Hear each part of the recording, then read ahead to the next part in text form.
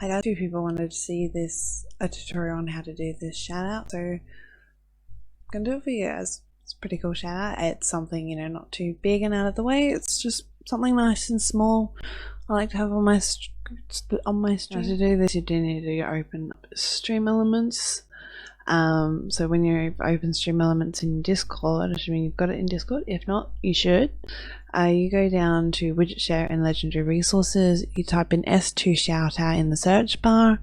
You scroll down here until you got this link. You click on that link. Once you click on the link, it should open up to your overlays and stream elements, and you'll be able to see your new thing there. Now, once you've got that there, all you need to do is you click edit, and you can edit it to however you like. Once you've read the readme section, first thing to do would be to go into your settings and change the language. It will be default for Portuguese.